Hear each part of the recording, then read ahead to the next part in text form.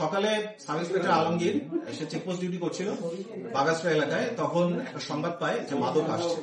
সংবাদ পেয়ে এসে বাগাসরা ইউনিয়ন পরিষদের সামনে যায় এবং একজন মানুষকে আটক করে। তাকে দেখতে পাচ্ছেন আমাদের পিছনে। আটক করলে তাকে তল্লাশি করা, তার কাছে জিজ্ঞাসাবাদ করে। জিজ্ঞাসাবাদ করলে সে জানায় তার কাছে স্বর্ণ আছে। তৎক্ষণাৎ সে ওসিকে জানায়, ওসি স্পটে যায়। স্পটে গিয়ে তার সাথে কথাবার্তা বললে সে জানায় তার কাছে স্বর্ণ পরিবহন করছে। তখন আমাকে ফোন দেওয়া হয়, ওসি আমাকে ফোন দিলে আমরা স্পটে যাই। স্পটে গিয়ে আমি সেখানকার সাংবাদিক এবং ইসলামী জনগণকে উপস্থিত পাই। তখন তার কাছে জিজ্ঞাসা করলে সে জানায় তার কাছে স্বর্ণ আছে, সে মানিকগঞ্জ থেকে বাগাসরা ডেলিভারির জন্য নিয়ে এসেছিল।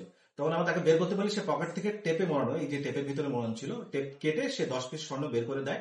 আমরা তখন জব্দ করি স্বর্ণ। এটা আমরা এখন পরীক্ষা হয়নি, তবে আমার ধারণা এটা স্বর্ণই হবে, কত ক্যারেট আমরা জানি না। এই স্বর্ণটা বের করে দেয়। আমরা তৎক্ষণিক স্থানীয় জনগণ এবং সাংবাদিক উপস্থিতিতে আমরা জব্দ করে আমরা থানায় নিয়ে আসি। এখন এটা পরীক্ষা হবে, পরীক্ষা করে সার্টিফিকেট নিয়ে আমরা এটা মামলা নেব এবং ট্রেজারিতে জমা হবে।